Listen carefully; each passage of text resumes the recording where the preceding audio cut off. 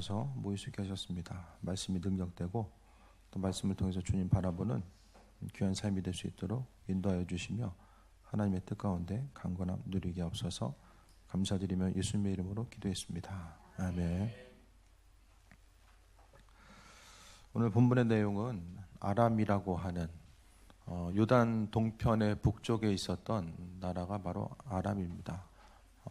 아람은 이제 세력이 커졌을 때는 정말로 강대국으로서의 어떤 위치를 차지하게 되는데, 아람이 커졌다라는 것은 상대적으로 이스라엘의 위치 자체가 또 축소되었다라는 것이고, 이스라엘 민족들이 성경을 통해 보게 되면 힘을 잃었던 시기는 하나님 마음에 합하지 않은 자로서 죄 가운데 있었을 때에 여러 가지 힘과 능력이 없어지는, 쇠퇴되는 이런 현상들을 또 보게 됩니다. 나아만을 이야기하면 아람의 군대 장관이었었던 나아만은 문제가 있는데 나병 환자라고 이야기합니다. 나병이라고 하면 이제 이 당시에는 불치병이죠. 불치병으로서 전혀 손을 댈 수 없는 그 질병, 1900년대에 들어와서야만이 치료법이 생겼을 만큼 그 전에는 고칠 수 없는 불치병으로 인식되던 것이 바로 나병입니다. 오늘 열왕기하의 내용을 통해 나오는 나아만은 아주 절박함이 오늘 본문에는 묻어나 있어요. 어떻게 알 수 있냐면은 4절에 보면은 나아만이 들어가서 주인께 아뢰어 이르되 이스라엘 땅에서 온 소녀의 말이 이러이러하더이다 하니, 그럼 얘기의 출처가 어디예요? 출처가 공식적인 문서로 인해서 출처가 된 거예요. 나아만이 그 절박한 상황은 두 가지를 통해서 알 수 있어요. 먼저는 출처 자체가 이스라엘에서 포로로 잡아온 종의 입술을 통해서 그 출처가 나온 거죠. 그 출처를 통해서 왕에게 나아가게 됩니다. 왕에게 가서 이스라엘 땅에서 온 소녀의 말이 이러이러하더이다 하니라고 합니다. 얼마나 절박한 거예요. 여러분 같으면 그렇게 하시겠어요? 또 한 가지는 뭐냐? 그 출처에 대한 내용 자체가 무엇입니까? 나병을 고칠 수도 있다고 하더라라는 내용입니다. 종으로 잡아온 소녀가 나병을 고칠 수 있다라고 하는 이 두 가지 말, 한 가지도 정말로 신뢰하고 나아가기가 힘든 상황인데, 오늘 본문을 통해서는 이 두 가지 내용 자체를 다 이야기하고 있습니다. 그러니까 10년 가운데 얼마나 이 절박함이 있었으면 나병을 고칠 수 있다는 이 소녀의 말을 듣고 왕한테 나아가는가. 왜냐하면 왕한테 가지 아니하면은 적국에 공식적으로 가야 되는데 갈 수가 없잖아요. 그러니까 왕에게 허락을 구하는 거죠. 근데 왕의 반응이 더 어떻게 생각하면 이해되지 않는 반응이 나오죠. 아람 왕이 이르되 갈지어다. 이제 내가 이스라엘 왕에게 글을 보내리라. 왕이 뭐 하고 있어요? 나만도 급하지만 왕도 급한 거예요. 그 얘기를 듣고 나서 내가 조서를 써줄 테니까 너 갔다 와. 그 얘기 하잖아요. 좀 상식적으로 이해가 되십니까? 이 내용 자체가? 전혀 상식선에서는 통용되지 않는 이야기가 본문의 내용이에요.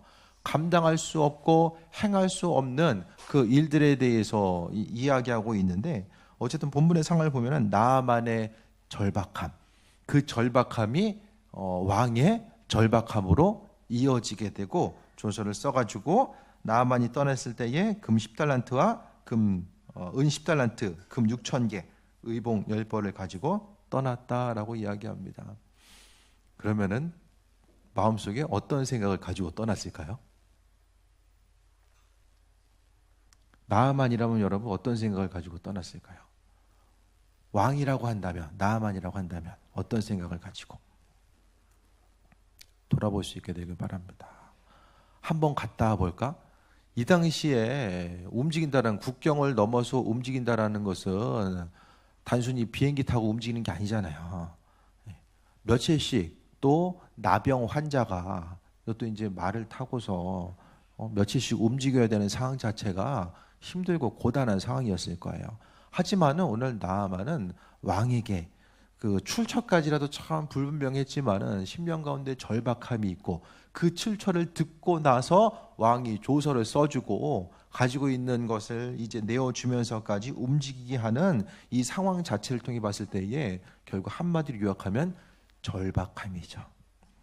삶에 있어서의 절박한 문제, 나병만 아니면 인생을 통해서 후회 없는 정말로 멋진 인생을 살 수 있었던 나아만, 그 나아만으로 인하여서, 군대 장관 나아만으로 인하여서 아람은 더욱더 굳건하게 어떤 위치를 차지할 수 있었는데 단 한 가지 나병이 생겼습니다.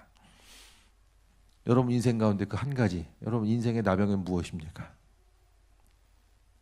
육신의 질병일 수도 있고 살아감에 있어서의 어떤 관계성이 될 수도 있고, 이것만 해결했으면, 이것만 이렇게 되면은 참 좋을 텐데라고 생각하는 그 절박함이 여러분의 삶의 여정 가운데 있을 거예요. 지난번에 언젠가 한번 말씀드렸던 것처럼 나아만은 만남해 보고 있었어요. 왕을 잘 만났고 또 하나는 이 어린 소녀를 잘 만난 거죠. 그럼 어린 소녀가 그냥 이야기했을까? 그 생각을 해보게 돼요. 믿음이 좋아서 나아가서 이야기했을까? 어떻게 생각하면은 이 그 종이 여주인에게 가가지고 확신에 찬 목소리로 가서 가면은 나을 수도 있을 수 있을 텐데, 그걸 그렇게 이야기할 수도 있지만 한편으로는 살짝 말을 흘렸을 수도 있어요. 우리 동네에 이런 일들이 있었는데 이렇게 나음을 받았대더라, 그런 이야기를 흘렸을 수도 있습니다. 그 얘기를 잡은 거죠. 잡고 나서 주인에게 이야기한 것은 그 아내가 이제 남편 된 사람에게 이제 이해했겠죠. 이야기했을 텐데 결국에는 절박함이 이와 같은 것을 나타나게 되고, 또 하나님께서 이 어린 소녀를 통하여서 하나님의 계획하심과 인도하심을 드러내는 이 과정이 있다는 사실을 보게 됩니다. 살면서 누구나가 삶에 절박할 때가 있잖아요. 인생의 순간순간이 절박함의 어떤 요소로 우리의 삶의 여정 가운데 다가올 때가 있게 되는데, 그것을 통해서 그 절박함을 어떻게 우리가 해결받고 나아갈 수 있을까? 결국 하나님 말씀에 대한 믿음과 그 믿음에 의한 이 순종함의 모습에 있음에 대해서 보게 됩니다. 나아만이 이제 움직이게 되죠. 6절에 보면은 왕에게 그 글을 전하니 일렀을 때 내가 오늘 내 신하 나아만을 당신에게 보내노니 이 글이 당신에게 이르거든 당신은 그의 나병을 고쳐 주소서 하였더라. 자기도 못 고치는 걸 이스라엘 왕이 어떻게 고쳐요?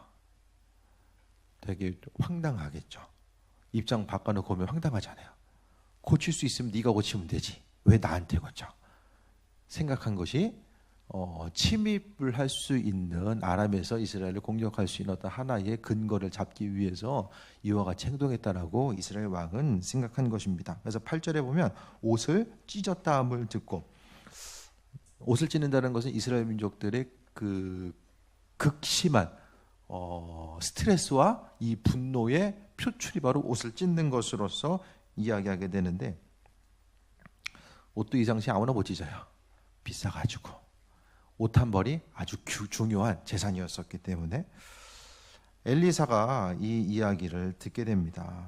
그래서 이제 왕에게 또 이야기하고 그 사람을 내게로 오게 하소서, 그가 이스라엘 중에 선지자가 있는 줄을 알리다 하니라. 엘리사의 행적을 통해 보게 되면은 하나님께서 지혜로 알려주셨어요. 우리가 세상을 살아가다 보면 다른 사람은, 성경에 이제 은사 중에서 한 가지가 지혜와 지식의 은사가 있는데, 그것은 하나님만이 알고 있고 행하시는 일들을 우리 각 사람에게 비춰주시는 거예요.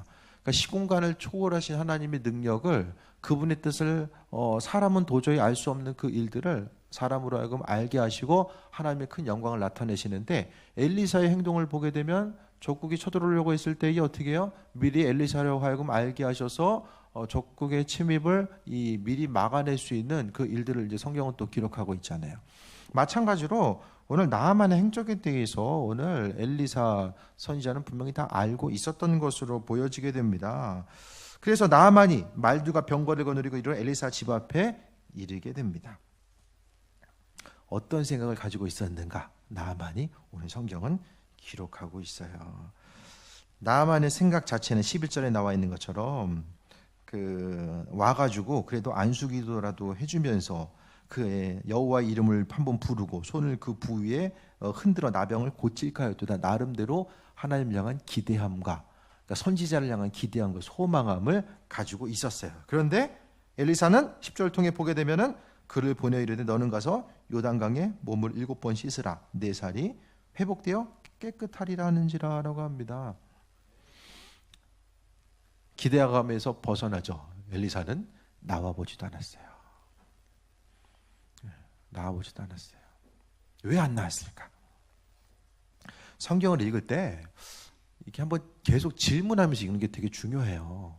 구절 구절마다 질문하다 보면 그 질문을 통해서 성경 본문에 분명히 또 답이 있거든요.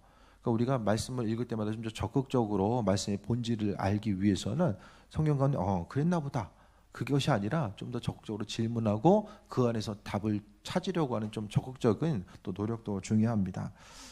7번 씻으라, 성경에서 치는 7번은 완전 숫자로서 이야기하는데 요단강물은 그렇게 깨끗한 물이 아니에요. 우리가 맨날 듣다 보니까 요단강 하니까 엄청 깨끗한 물처럼 생각될지 모르겠지만 그렇게 깨끗한 물이 아닙니다. 나만이 노해서 그래도 나와서 내가 왔는데 먼 길 왔잖아요. 병든 몸을 이끌고 먼 길 왔는데 나와서 얼굴이라도 보여주고 하나님 명에서 한번 기도하고 안수기도라도 좀 했으면은 그래도 나올 수 있을 것 같은 소망함과 기대함을 가질 수 있는데 오늘 본문에서는 뭐 하고 있습니까? 강물 가서 7번 씻고 니네 집에 돌아가, 그 얘기 하잖아요. 그럼 나만의 생각은 뭐냐? 인간이나 무시하는구나, 그 생각밖에 할 수가 없습니다. 이 고대 사회에 있어서 이건 전혀 예의가 아닌 거예요. 근데 왜 그랬을까? 결국 하나님 말씀 앞에서의 하나님은 우리에게 있어서 어떤 믿음의 순종, 하나님의 말씀에 대해서 순종할 수 있는 것, 결국 순종한다는 것은 뭐냐면 내가 가지고 있는 생각과 관점, 내 자존심을 내려놓는 것이 바로 순종의 모습입니다. 요즘에 순종이라는 말을 이야기하는 데가 어디 있을까요? 순종해야 돼, 그 얘기하는 데가 어디 있어요?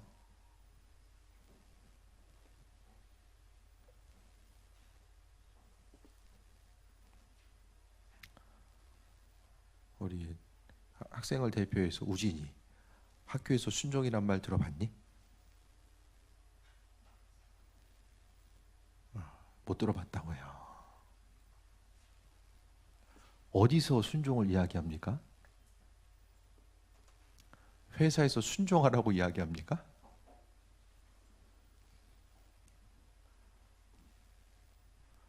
군대에서는 순종하라고 이야기합니까? 예전엔 그랬죠. 예전엔 순종을 이야기하는 것이 상당히 많았어요. 그런데 요즘에 있어서의 최대 화두는 탈권위 시대.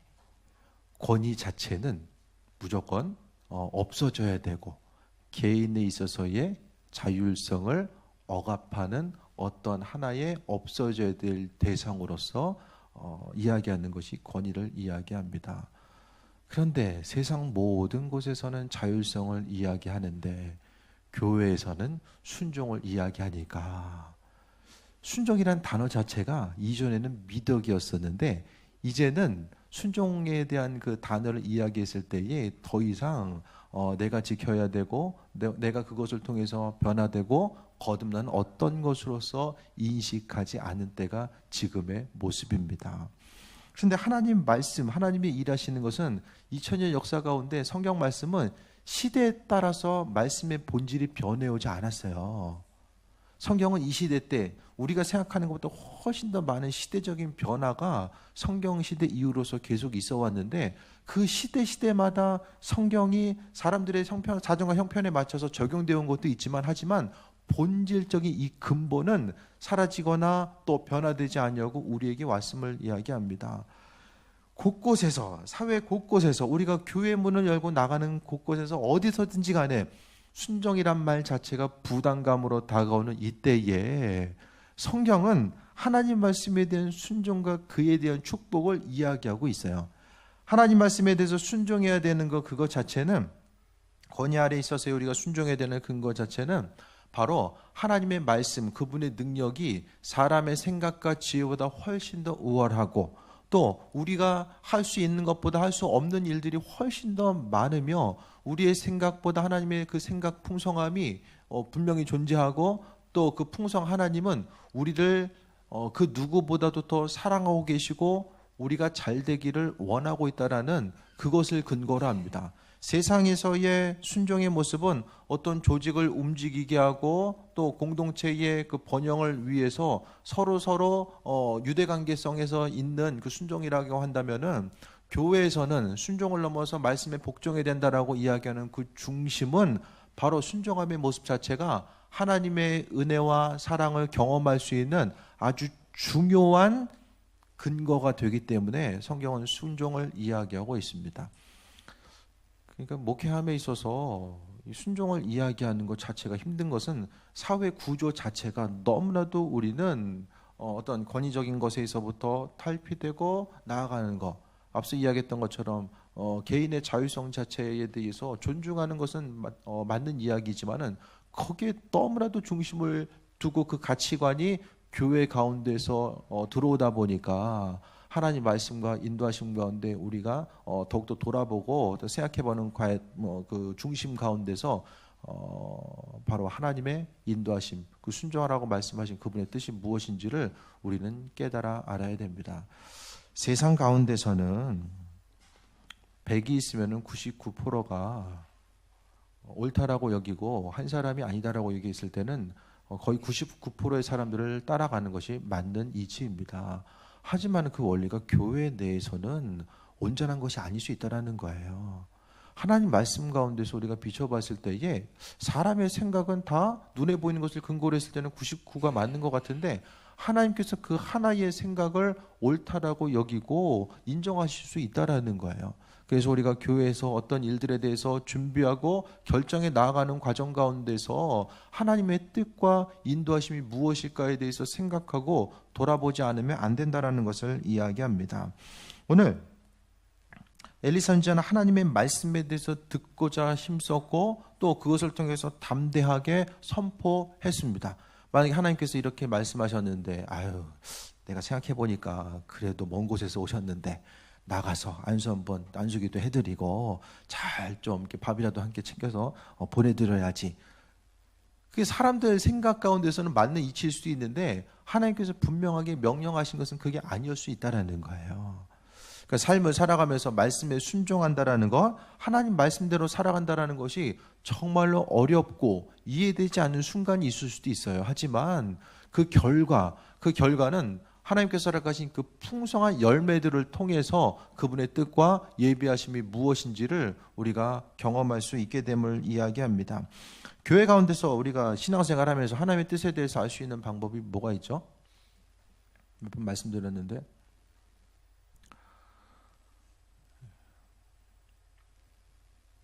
기도와 말씀을 통해서 하나님께서 알려주시고 환경을 통해서 하나님께서 알려주십니다. 기도 안 하고 말씀 안 보면 어떻게 알죠? 하나님 어떻게 말씀하시죠?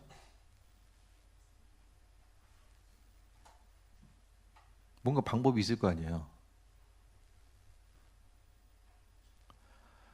제가 좀 생각을 해봤는데 가장 쉽고도 편안하게 하나님 말씀 깨달을 수 있는 방법은 담임 목회자 입술을 통해서 알게 돼요. 더 쉬운 방법이 있으십니까?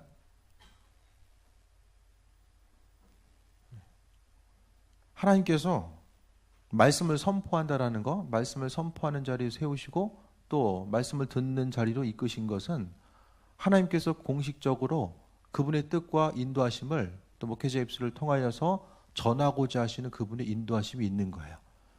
다른 더 정확한 거, 물론 개개인마다 하나님의 뜻과 인도하심 여러분이 주실 거예요.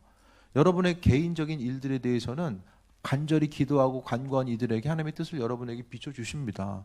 또 교회적인 것들은 또 반드시 담임 목회자를 통해서 주시지만은 여러분의 개인적인 것들은 알고자 했을 때 주시는 거예요. 그런데 내가 온전하게 더 주님의 뜻을 알고 행하는 것들이 힘들고 또 익숙하지 않는다라고 한다면 하나님은 담임 목회자 입술을 통해서 그분의 뜻과 인도하심을 주신다라는 거예요. 마치 엘리사 선지자를 통해서 하나님의 예비하심과 인도하심을 허락하신 것처럼 마찬가지입니다.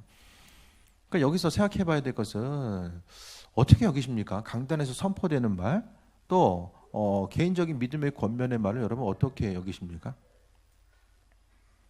지난번에 말씀드렸던 것처럼 롯의 그 사위들처럼 농담으로 여기나, 그럼 어떻게 되죠?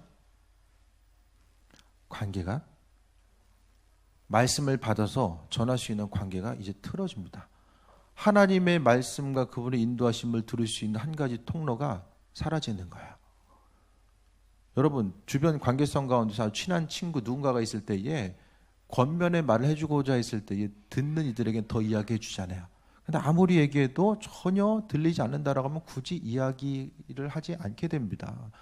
그러니까 보여지는 거, 그러니까 여러분이 중요한 것은 내가 강단에 선포되는 말씀에 대해서 내가 하나님 말씀으로 받겠습니다. 이것을 내가 하나의 통로로 가지고 있겠습니다. 그 마음에 하나님 향해서 간구했을 때 하나님은 그 주신 말씀이 내 심령에 있어서 필요한 것들을 주시고 인도하신다라는 것에 대해서 말씀드립니다.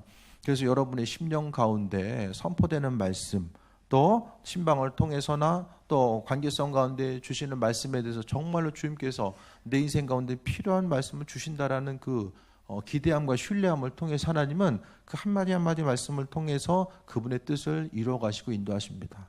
또 한 가지는 담임 목회자의 말에 반응하지 않으며 하나님 말씀에 반응하는 것이 이치에 맞지 않습니다. 눈에 보이는 상황 가운데서 신뢰성을 가지고 믿음으로 반응하지 못하는데 내가 하나님 음성을 듣고 내가 그대로 움직이겠습니다. 결코 있을 수가 없는 얘기예요. 물론 한 가지 전제는 있겠죠. 담임 목회자가 맨날 기도 안 하고 놀러 다녀. 그러면 목사님 말씀은 이렇게 의심스러워. 그럼 뭐 한편 뭐 생각해 볼 수도 있겠지만은 그게 아니라고 한다면 교회에 같이 신앙생활하는 게 참 의미가 없어지죠. 이 서로 간의 그 신뢰성, 목회의 관계는 목회자와 양들과의 관계는 신뢰의 관계입니다. 그 신뢰성을 가지고 신뢰성을 바탕으로 해서 하나님께서 주신 마음에 대해서 전할 수 있는 것. 만약에 엘리사가 주신 대로 전하지 아니었으면은 또 다른 상황이 또 연출됐겠죠. 때로는 담임 목회자 입장에서 있는 그대로를 전하는 것 자체가 좀 부담스러울 때도 있어요. 안 그럴까요? 마음 주신 것에 대해 전하는 게 상당히 부담스러울 때가 있어요. 네. 왜냐하면은 하나님 주신 말씀은 무엇입니까? 대부분 하라는 것과 하지 말라는 거예요. 은혜 가운데 믿음으로 권면해 주시고 인도하신 내용도 있지만 성경 말씀은 하라는 것과 하지 말라는 것으로 나눠집니다. 이 개인의 자율성이 더욱더 보장받아야 되는 이때에 하나님 말씀을 근거로 해서 전하는 것이 정말 쉽지 않은 시대를 우리가 살아가고 있어요. 하지만 그래도 하나님께서 말씀 전하라고 세워주셨기 때문에 전하는 거죠. 그러니까 주신 말씀에 대해서 우리가 반응하고 나아가는 것, 그것이 얼마나 큰 은혜인가를 생각해 볼 수 있게 되길 바랍니다. 저도 좀 담임 목사님 있었으면 좋겠어요. 정말 있었으면 좋겠어요. 저는 알아서 찾아가야 돼요. 길을 찾아가야 됩니다. 뭐 선배 목사님들도 뭐 계시긴 하시지만은 그래도 많이 좀 제약되는 부분이 있죠. 신앙생활한다라는 건 담임 목회자의 지도 아래서 또 이것은 단순한 것, 여러분이 주의 뜻에 대해서 분별할 수 있는 아주 단순한 1차적인 것이고 또 그 다음엔 또 하나님께서 직접적으로 예수 그리스도께서 이 땅에 임하심으로 인하여서 여러분에게 하나님의 뜻과 인도하심을 다 여러분에게 비춰주십니다.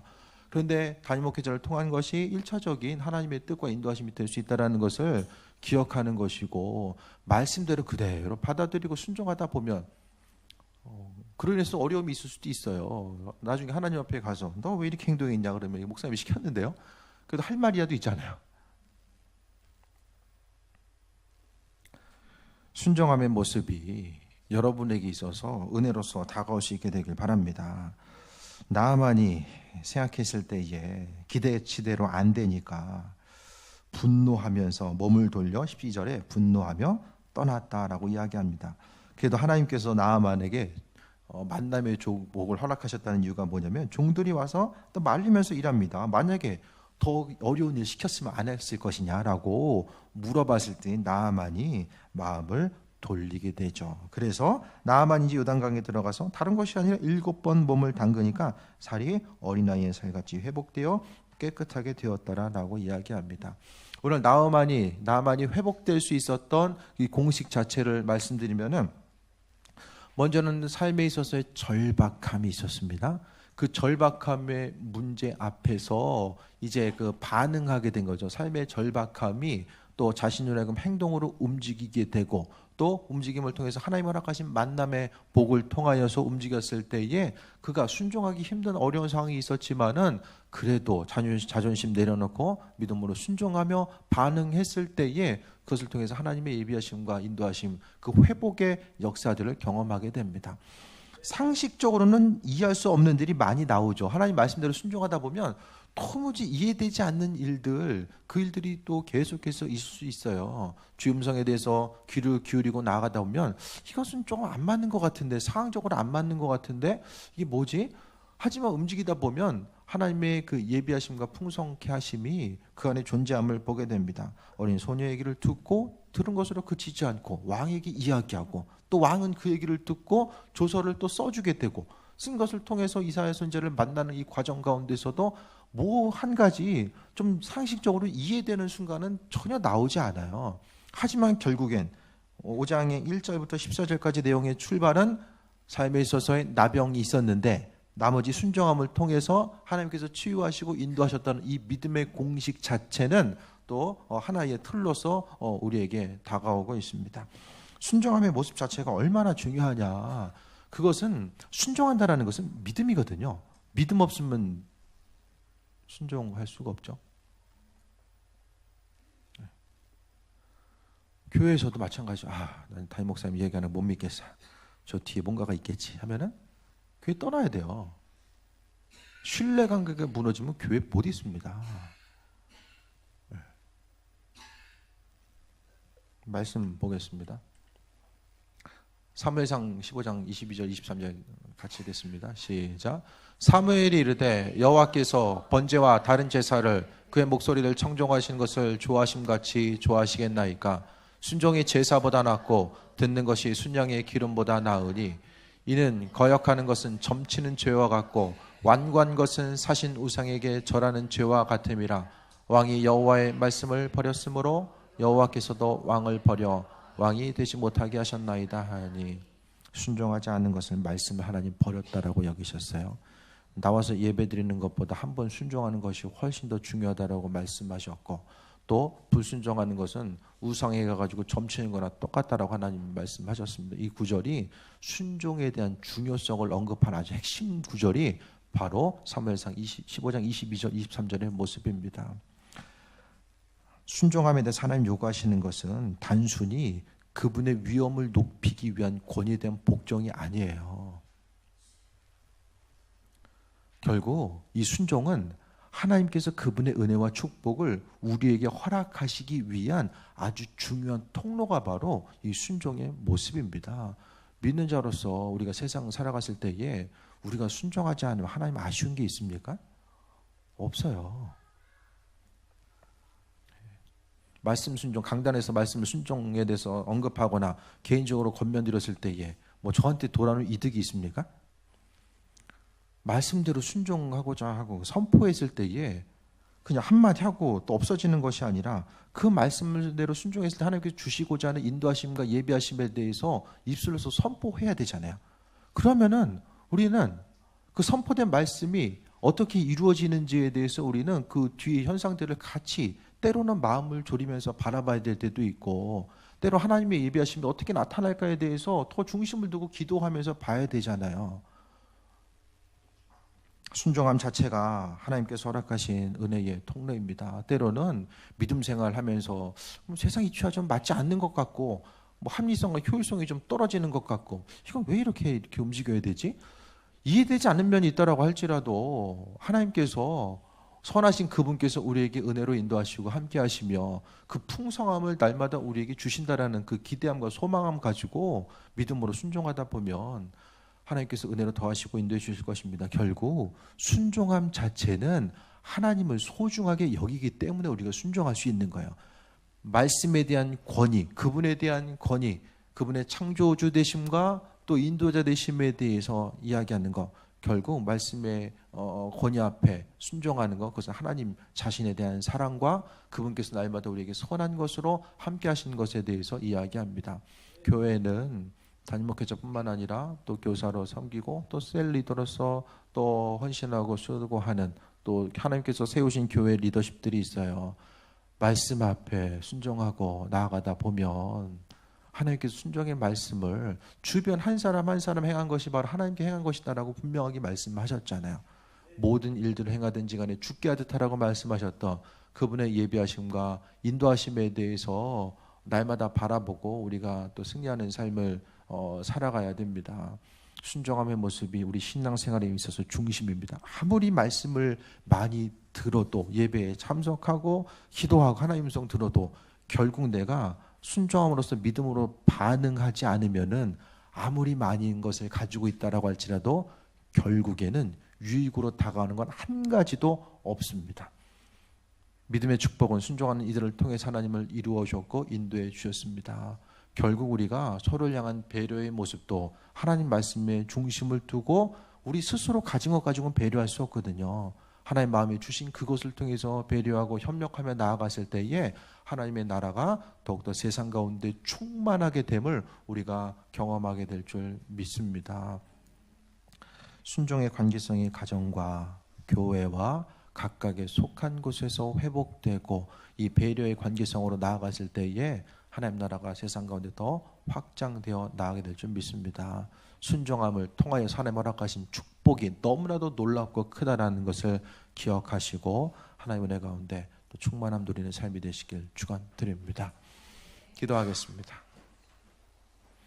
주님 사랑에 감사합니다. 하나님 말씀대로 우리가 또 순종하는 삶, 또 귀한 말씀을 순종함을 통하여서 그 본질적인 뜻이 무엇인지를 깊이 묵상하고 나아가게 해 주옵소서. 나아만 장군이 정말로 이해되지 않는 그 일들을 또 말씀에 대해서 순종하고 행함을 통하여서 또 놀라운 하나님의 은혜를 경험했던 것과 마찬가지로 우리의 삶에 있어서 하나님 말씀이 주어졌을 때에 믿음으로 반응하고 움직일 수 있는 그 은혜를 허락하여 주옵소서. 오늘 예배를 통해서 주님께 나온 한 사람 기억하여 주시고 친히 안수하여 주시며 아버지의 풍성함으로 더하여 주옵소서. 감사드리며 예수님의 이름으로 기도했습니다. 아멘. 221장 찬양하며 예물 드립니다.